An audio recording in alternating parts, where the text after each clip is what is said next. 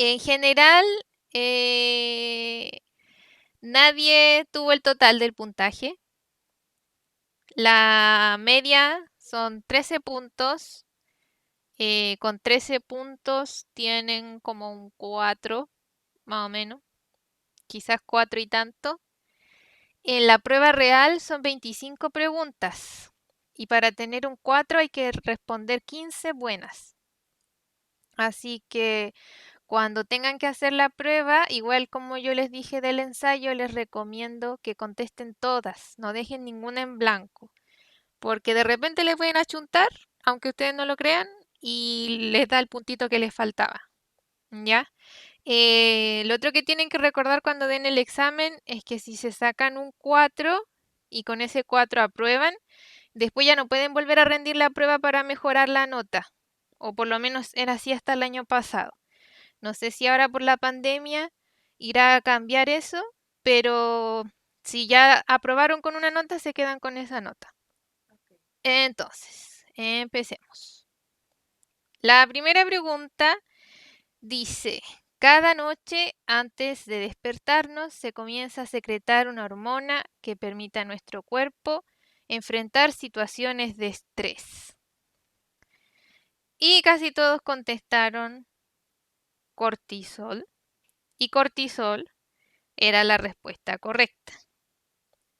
Ya, cuando estudiamos el sistema endocrino, tenemos que estudiar todas las hormonas, porque pueden preguntarnos por cualquiera de ellas.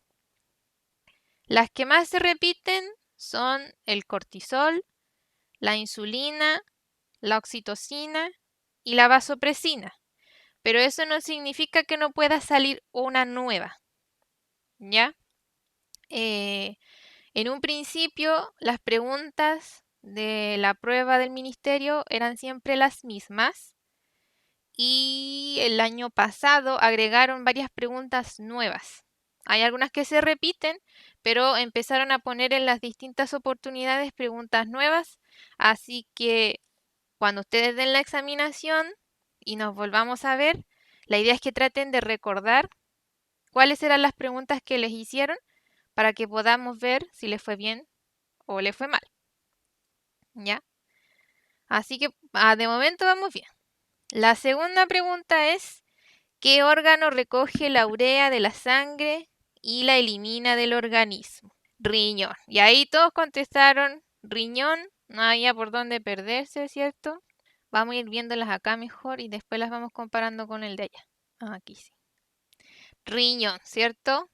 Siempre que hablamos de úrico, urea, renal, ¿cierto? Nos referimos a los riñones y si no salieran los riñones, tendría que salir la nefrona o nefrón. La tiroxina tiene que ver con la glándula tiroidea y participa en el metabolismo de nuestro organismo. De nada. Si van teniendo más dudas sobre las otras alternativas que aparecen, me van preguntando y las vamos viendo igual. Aquí en la del riñón no había nada más que decir porque los otros órganos no son parte de los sistemas que nosotros estudiamos y entonces no nos pueden preguntar por cosas que no están dentro del programa, que sean el hígado, el pulmón y el intestino. ¿Ya? Entonces solo nos queda el riñón. Después tenemos cómo se produce una reacción alérgica. Y en esta pregunta hay un problema, porque la mayoría contestó una que no es. Ya solamente 2 personas contestaron la que sí es. Vamos a ir viéndola una por una. La primera no la vamos a ver porque esa es la correcta. Vamos a partir de abajo hacia arriba. La última dice, los glóbulos blancos se comen al alérgeno al tomar contacto con él, causando la reacción. Cuando se produce la reacción alérgica, lo que gatilla esa reacción es el contacto del alérgeno con los anticuerpos del glóbulo blanco. Ya el glóbulo blanco no llega todavía a fagocitar esos alérgenos, sino que tiene contacto primero con los anticuerpos que están en su superficie. Si nosotros dibujáramos la reacción alérgica sería más o menos así. Voy a hacer aquí un pequeño arte. Vamos a tener nuestra célula y la célula va a tener en su superficie esas cositas que eran como Y, que son los anticuerpos. Y esta célula está llena de esos anticuerpos en su superficie. Y lo que va a pasar cuando tengamos la reacción alérgica es que va a venir este alérgeno y va a avanzar hasta tomar contacto con ese anticuerpo y ahí el glóbulo blanco lo va a reconocer y va a decir, esta sustancia es desconocida, es peligrosa, hay que reaccionar y se producen todos los síntomas de la alergia. ¿Ya? Así que no es como en la respuesta inflamatoria, donde después de la liberación de la histamina teníamos estos glóbulos blancos que se comen al tiro a las cosas, sino que primero vamos a tener un contacto con los anticuerpos. Ya esto va un poco más allá de la respuesta inflamatoria. Así que la D no es. La C dice que se liberan en la sangre diferentes anticuerpos al tomar contacto con el alérgeno. No, no puede ser, porque el alérgeno toma contacto con los anticuerpos para que se produzca la reacción, entonces los anticuerpos no se pueden liberar después de que se tomó contacto con el alérgeno, sino que los anticuerpos ya están ahí dando vueltas, esperando a cualquier cosa extraña que venga al cuerpo. La B dice, la piel y las mucosas toman contacto con el alérgeno y se produce la reacción. Uno puede pensar que esa es la respuesta correcta, porque sí, yo toco cosas o como cosas y me dan alergia, pero la respuesta en las reacciones alérgicas no tiene que ver con la primera barrera del sistema inmune, que es la piel y las mucosas. Va más allá incluso de la respuesta inflamatoria. Es como una mezcla entre la respuesta inflamatoria y la respuesta inmune. Entonces pasa la primera barrera que es la piel y las mucosas y se produce cuando los glóbulos blancos que toman contacto con este alérgeno liberan esta proteína que es la histamina. La histamina es la que produce hinchazón, rojez, picor, todas esas cosas, como cuando nos cortamos o nos pinchamos. La histamina es la que produce todos esos síntomas. Entonces, por eso la correcta es la A. No sé si queda duda de eso. Sí, hay que tener harto cuidado con esas preguntas así porque hay veces en que más de alguna va a parecer correcta, porque son un poquito tramposos cuando hacen estas preguntas en el ministerio. No debería ocurrir, pero así están hechas las preguntas. Estas son preguntas que ya han salido antes en las pruebas y entonces lo único que nos queda hacer es aprender a responderlas, porque lo más probable es que alguna de estas vuelva a salir en alguna de las oportunidades.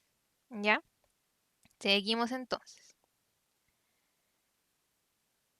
Después nos preguntan por la teoría de la panspermia. ¿Qué postula la teoría de la panspermia para explicar el origen de la vida?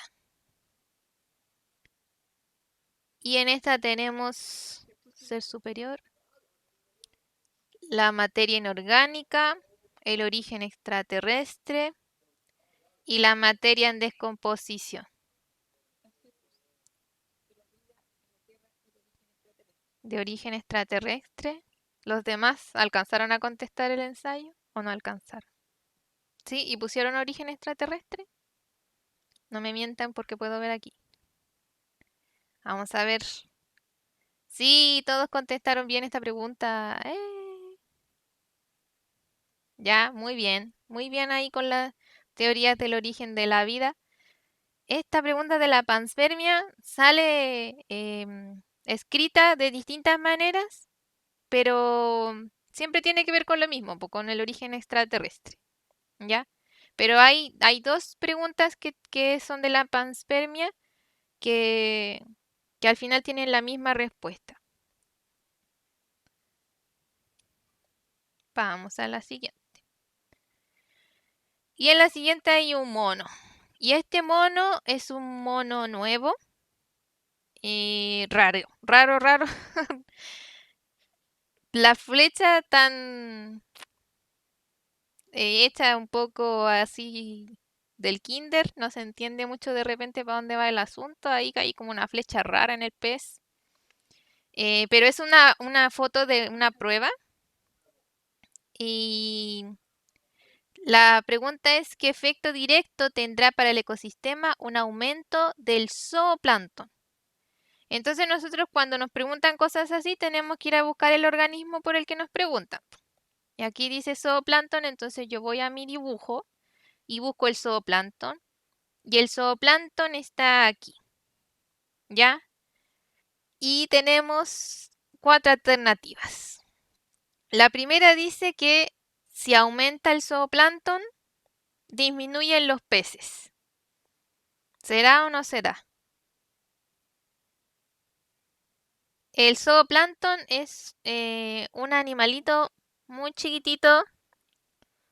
Yo cuando pienso en fitoplancton y en zooplancton, pienso en plancton de Bob Esponja.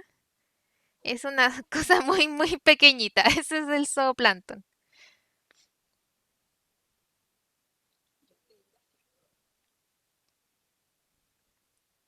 Me dicen que la primera no, yo tampoco creo que la primera no. Porque si aumenta el zooplancton, el pez que come zooplancton no puede disminuir, va a aumentar. Mientras más zooplancton hayan, más peces van a haber. La flecha ahí debería estar como más cerca del zooplancton, pero algo se entiende. La segunda dice que si aumenta el zooplancton, va a disminuir el fitoplancton. ¿Será esa o no será esa? Sí, no. Hay pelea aquí. Ah, está complicado. Hay una cosa aquí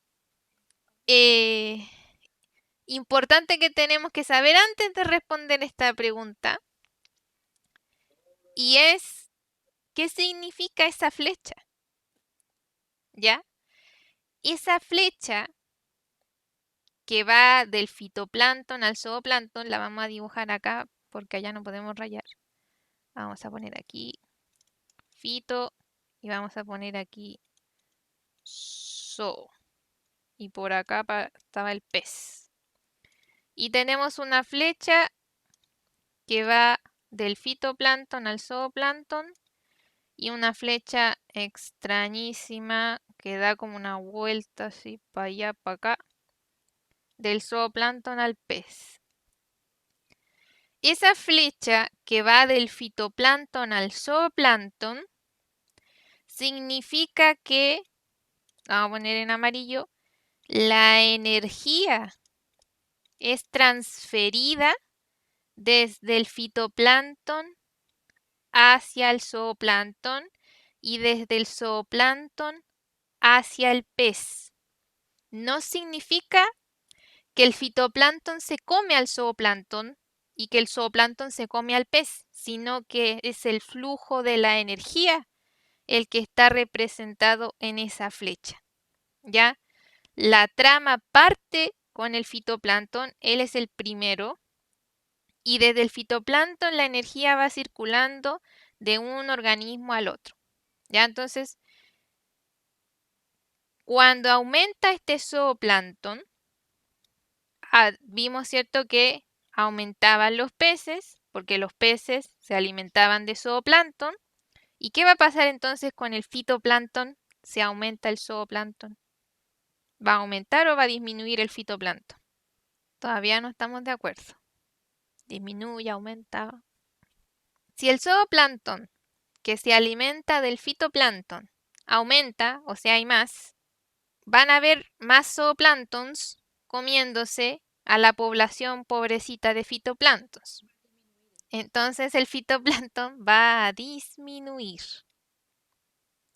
Cuando yo voy a la pregunta, la B dice que hay un descenso de la comunidad de fitoplancton. Por lo tanto, esa es la correcta.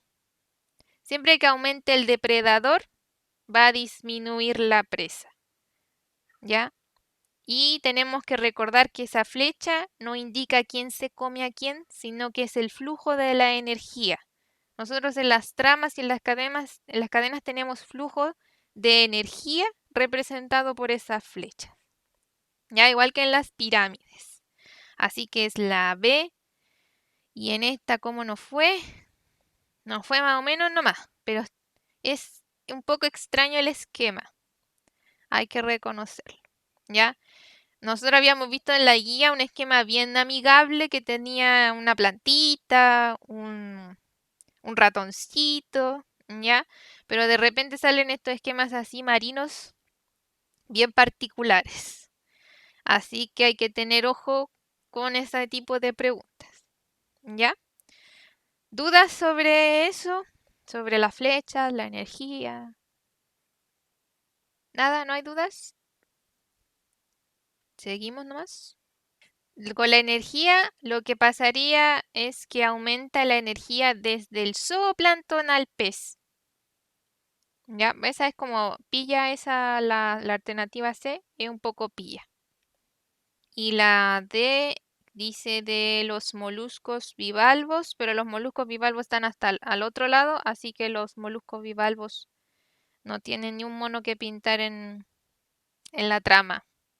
En esa pregunta, pues podría la pregunta ser distinta y ahí sí tendríamos que meter a los moluscos bivalvos. Así que ojo también con eso, que de repente puede salir el mismo monito y la pregunta puede ser distinta.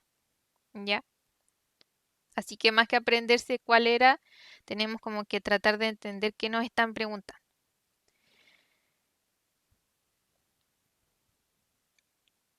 Después dice, el tronco encefálico es uno de los órganos que constituyen nuestro sistema nervioso central.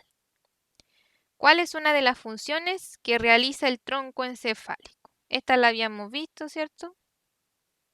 En una guía.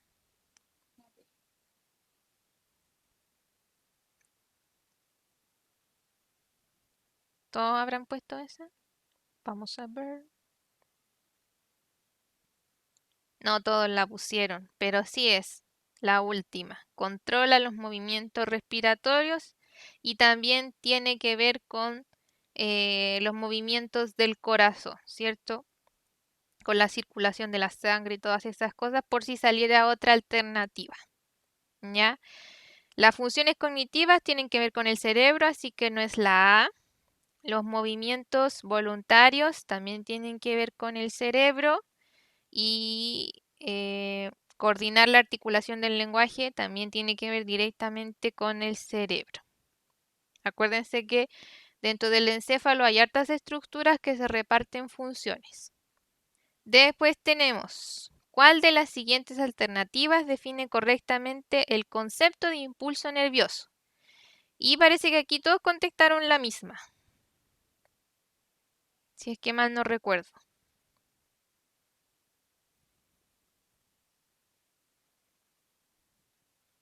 La D, ¿cierto? Sí, que se desplaza. Bien, vamos a ver aquí. La mayoría contestó que es una onda electroquímica que se desplaza a gran velocidad.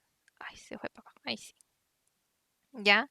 Recordemos que el impulso nervioso recorre las neuronas, ¿cierto? Y cuando recorre estas neuronas, tiene un intercambio de iones a medida que va circulando por el axón y después aparecen neurotransmisores cuando llega a los botones sinápticos y entonces tenemos eh, en los iones vamos a tener distintas cargas y después vamos a tener moléculas, ¿cierto? Que son estos neurotransmisores y por eso es electroquímica. ya por las cargas y por los neurotransmisores que salen en las vesículas cuando recorre el impulso neurona a neurona. Después tenemos la pregunta de las maripositas. Esta pregunta de las maripositas se turna en popularidad con la preguntita de las jirafas de Lamarck. Y esta pregunta de las maripositas es así tal cual esa imagen, así horrible. No se puede mejorar más. Y en esta fotito de las maripositas tenemos a Darwin. Por lo general esta pregunta es de desarrollo, pero para que nosotros pudiéramos ver más o menos cómo estamos, yo la hice con alternativas. Y nos preguntan cómo evolucionaron las dos especies de mariposas desde su ancestro común, según Darwin. Y entonces tenemos que recordar las cosas que dice Darwin sobre la evolución, que no son las mismas que dice Lamarck. ¿Ya? Y tenemos la primera que dice que una de las especies no pudo adaptarse y se extinguió. Yo creo que no, ¿cierto? La especie 1 se generó por la adaptación a un hábitat diferente. Después dice que ambas especies compiten por alimento en el mismo hábitat y que la especie 2 se adaptó exitosamente y pudo reproducirse. Vamos a ver cuál era y por qué era. La alternativa correcta es la B. Vamos a ver qué pusieron ustedes. Poquito pusieron la B. Vamos a ver por qué es la B y no son las demás. Yo tengo esta mariposa oscura, que es el ancestro común, ¿cierto? En el principio, entonces, solamente habían mariposas oscuras. Porque seguramente el ambiente era oscuro. Pero de repente apareció un nuevo ambiente, un nuevo hábitat, claro. Y en este hábitat claro, la mariposa oscura no tenía éxito.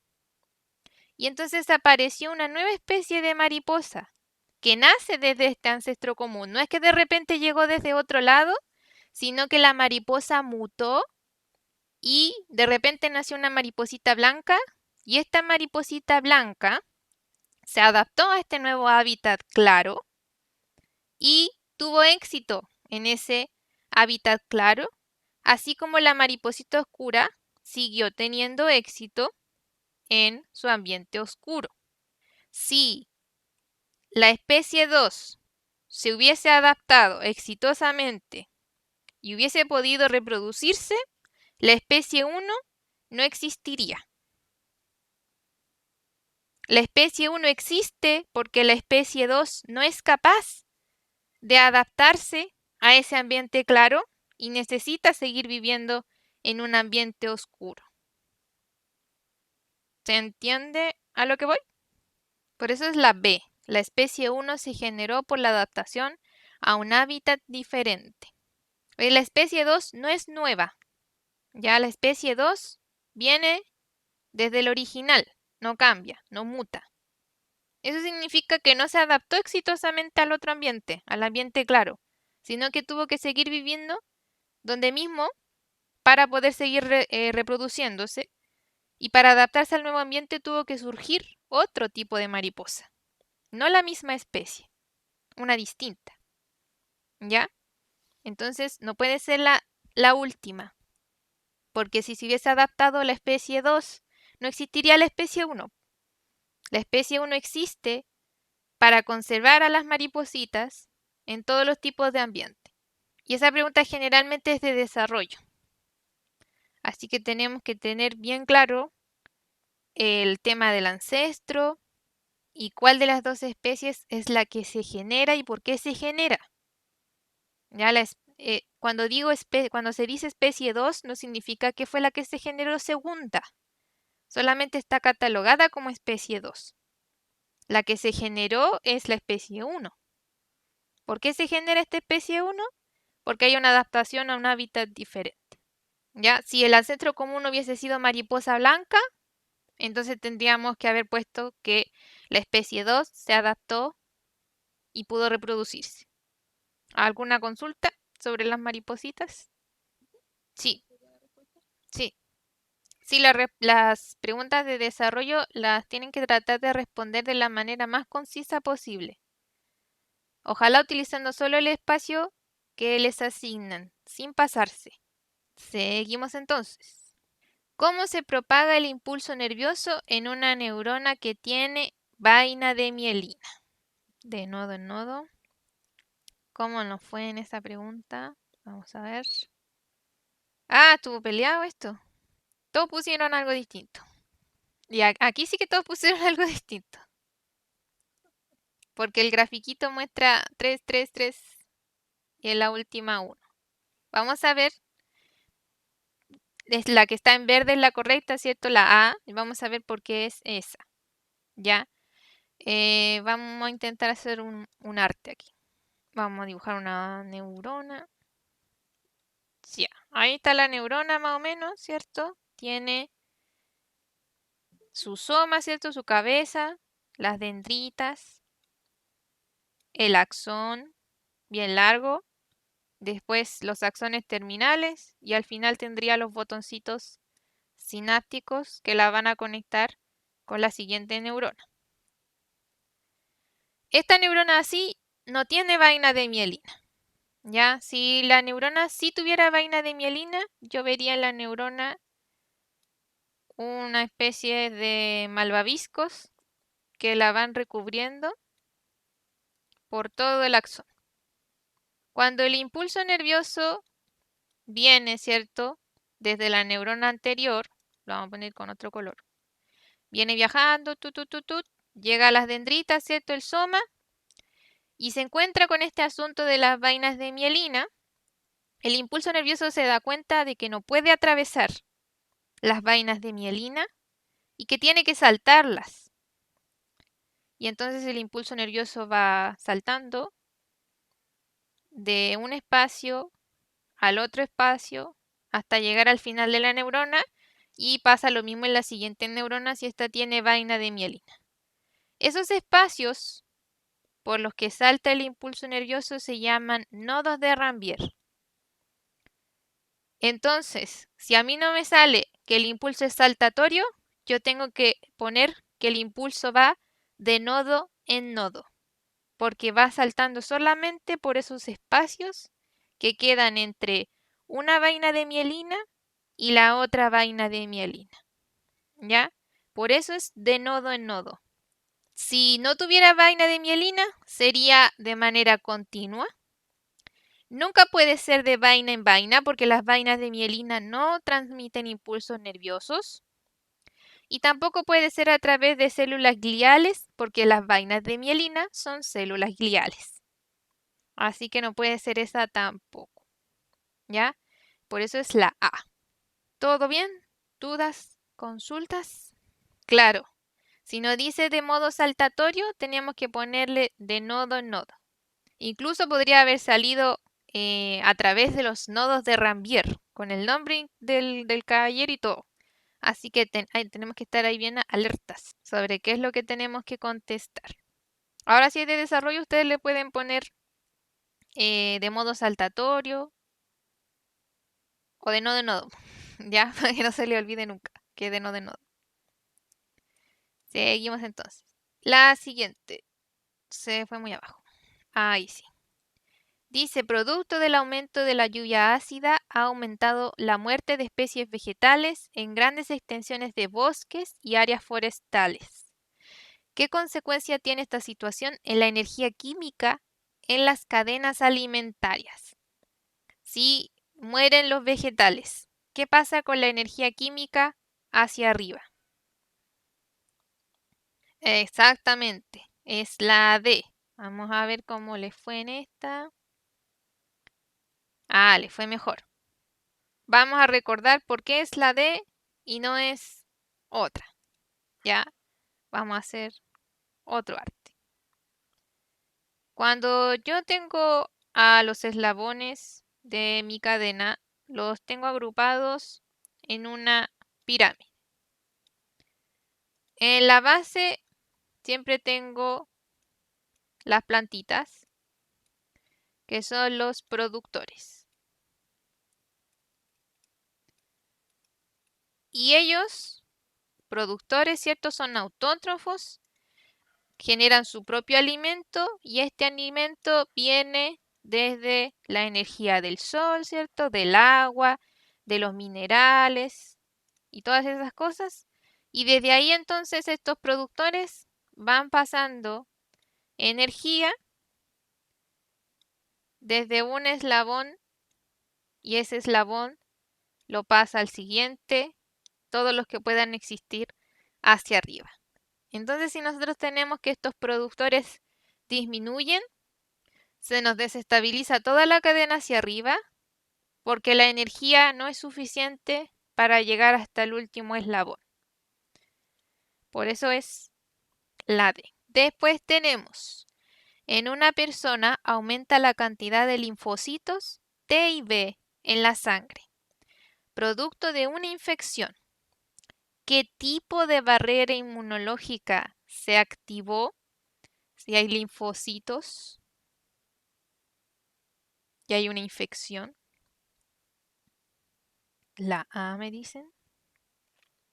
Vamos a ver cómo nos fue en esta.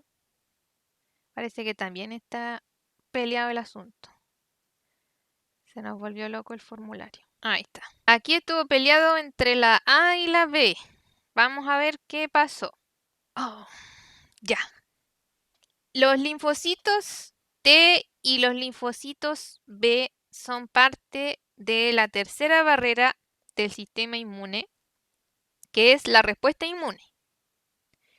Esta tercera barrera es adaptativa. Ya, nosotros no nacemos con esa barrera de la respuesta inmune lista para actuar. Va adquiriendo información para saber qué hacer a medida que nosotros vamos creciendo, nos enfermamos, nos vacunan, nos dan leche materna, cualquiera de todas esas cosas. Entonces no es innata, es adaptativa. Lo que sí es esta barrera inmunológica es celular, ¿ya?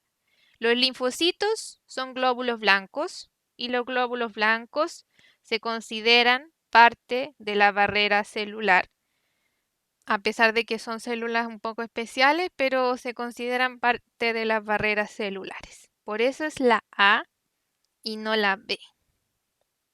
La siguiente. ¿Cuál de las siguientes actividades del ser humano se vería afectada producto de un daño permanente en el cerebelo?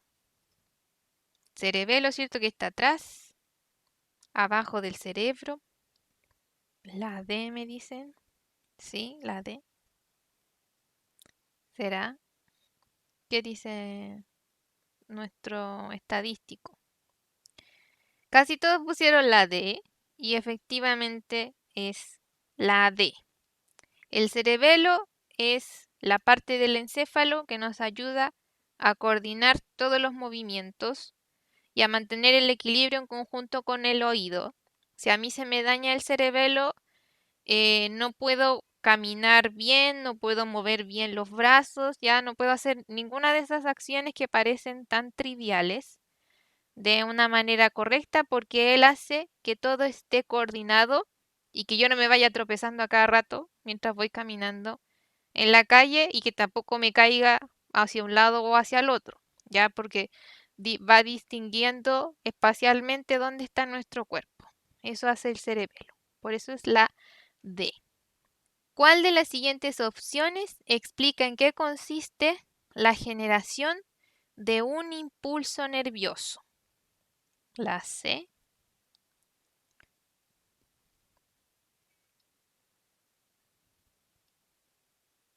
¿Sí? ¿Nadie más le puso nada? No debimos haberlo hecho anónimo para ver quién respondió qué cosa. La A y la C. Vamos a ver. Hoy sí, casi todos pusieron la A. Estoy sorprendida. Es la C, ¿cierto? Porque aparece en color verdecito. Es la C. Eh, ¿Por qué es la C y no es la A? Porque no necesariamente siempre un estímulo produce una respuesta en nuestro organismo. Si nosotros estamos perfectamente alertas y saludables, sí, todos los estímulos van a producir que nuestro organismo, ¿cierto?, entregue una respuesta, pero no todas las personas y no todos los estímulos van a producir la generación de un impulso nervioso necesariamente. ¿Ya? Entonces, tenemos que ir más allá del estímulo. Lo que hace que se genere este impulso nervioso, más que el estímulo, es el intercambio de iones que hay en la membrana del axón. Y ese intercambio de iones se denomina cambio transitorio de la polaridad de la membrana. Por eso es esa alternativa. Y tenemos que recordar siempre que es transitorio. Ya son como el término científico para explicarlo es ese cambio en la polaridad de la membrana. ¿Ya? Por eso es esa. Sí, la C. Ya nos queda poco, ya nos queda poco. Después viene una pregunta que tiene un montón de texto al principio explicando la meningitis. ¿Qué es la meningitis? Que es una infección, ¿cierto? Grave de las membranas que rodean al cerebro y la médula espinal y que puede producir la muerte. Y nos cuentan toda esa historia para preguntarnos qué función cumplen las meninges en nuestro sistema nervioso.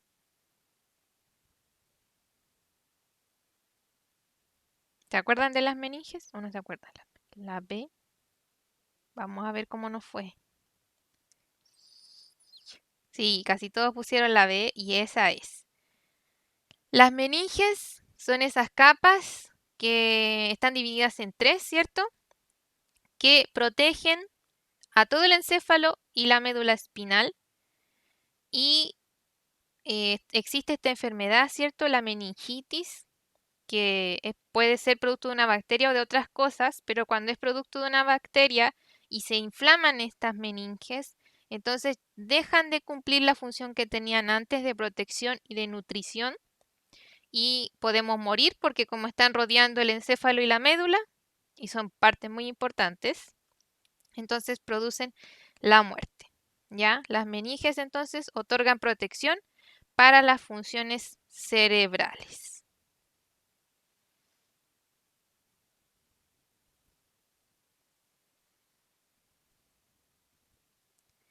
Después tenemos, ¿qué hormona está relacionada con la regulación en la producción de orina según las necesidades hídricas del organismo? Nuestra amiga hormona, que siempre aparece. La vasopresina, ¿cierto? Vasopresina, agüita, pipí. Siempre tenemos que hacer esa relación cuando hablemos de la vasopresina. La vasopresina es la que hace que los riñones reabsorban agüita y entonces disminuye el volumen de orina. Y también tenemos esa pregunta que salía en la guía, no sé si se acuerdan del alcohol. Cuando entonces nosotros tomamos alcohol y se inhibe esta vasopresina, aumenta el volumen de orina. ¿Ya? Entonces tenemos ahí que juega dos papeles, si está o no está. Vamos a ver cómo nos fue en esta. Bien, todos contestaron esa. Sí, nos fue bien. Después tenemos qué rol cumple la piel y las mucosas en el sistema inmunológico humano. La D, vamos a ver.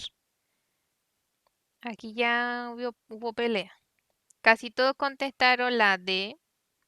Es la D. Algunos contestaron la A y la C.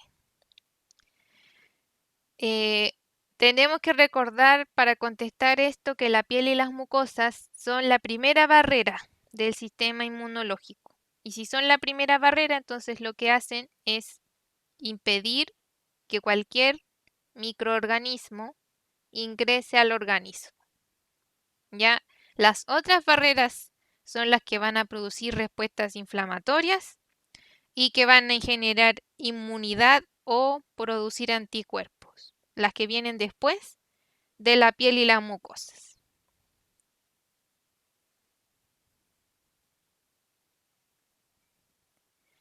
¿Qué tipo de inmunidad tiene todo recién nacido sin mediar factores externos? Es sin mediar factores externos. La A, la innata, sí. Innato significa que uno nace con ello, ¿ya? Como cuando alguien dice que tiene un talento innato, a eso se refiere innata, ¿ya? Es la A, porque maternal ya es un factor externo. Cuando acercan el bebé a la mamá y la mamá da de amamantar al bebé, ya comienza a ser un factor externo. Pero el bebé solito tiene inmunidad innata. Ahí como no fue, oh, casi todos pusieron maternal. La siguiente. Los linfocitos B son un tipo de glóbulo blanco. ¿Cuál es la principal función de estos linfocitos B? Sí, que bueno que es como linfocitos B y la correcta es la B también. Producir anticuerpos. Ya, los linfocitos B son de distintos tipos, ¿cierto? Hay unos linfocitos B que producen anticuerpos y hay otros linfocitos B que producen memoria. También podría haber salido algo relacionado con la memoria, pero tendría que haber salido una de las dos. No podrían haber salido las dos alternativas. Y aquí como no fue, acá no fue bien. Así todos pusieron producir anticuerpos. Los que se comen a los microorganismos o a cualquier cosa extraña son los T. Ya los B siempre son los de los anticuerpos y los de la memoria. Después hay como una pregunta histórica. Hay una frase que dice el ambiente genera una necesidad para los organismos que evolucionan por el uso o desuso de sus órganos. Y nos preguntan, ¿quién dijo este asunto del uso y desuso? Sí, es Lamarck. Qué bueno que se acordaron del uso y desuso. Que este caballero de Lamarck y la jirafa y todo eso. Ah, y todos pusieron esa. Bien. Sí, es Lamarck.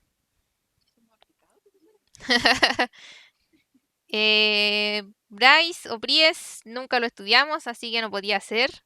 Y Darwin y Wallace propusieron la otra teoría que es de la selección natural y de la adaptación.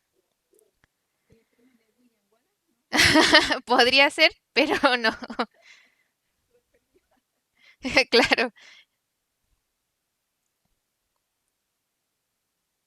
Vamos a la siguiente. ¿Cuál de las siguientes opciones corresponde al planteamiento de la teoría sobre la generación espontánea? La D. Sí, parece. A ver cómo nos fue en esta. La mayoría puso la D. Sí. La generación espontánea, acordémonos que es esa que en el PPT es donde está como la basura y aparece un ratoncito y también hay un árbol caído y de repente aparece un cocodrilo. Entonces tiene que ver con la materia en descomposición y la gente creía que si dejaban basurita, entonces podían crear vida de cualquier tipo y después hay experimentos que demuestran que esto no es así, ya que son los experimentos de Reddy y de Pasteur. También tenemos que acordarnos de ellos, por si acaso. Y la última, ¿qué estructura conduce las sensaciones de frío y calor hacia el cerebro? Esta también no parece que la vieron aquí. La B no fue acá. Voy acá no fue más o menos nomás. Pero es la B, la que aparece en verdecito, ¿cierto? La médula espinal. No puede ser el cerebelo, porque el cerebelo sí está en el encéfalo, pero recordemos que el cerebelo es de la coordinación de los movimientos. ¿Ya? Entonces no puede ser de las sensaciones de frío y calor. La sinapsis no es una estructura, sino que es un proceso.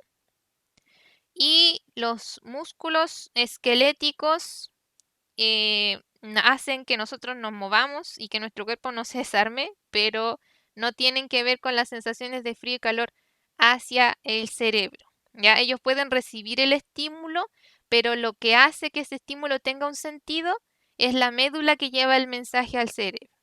Por eso no todos percibimos las cosas de la misma manera. Ya si tuviera que ver con los músculos o con la piel, todos percibiríamos todo igual. El resto tiene que ver con nuestra médula y con nuestro cerebro y por eso todos percibimos las cosas distintas.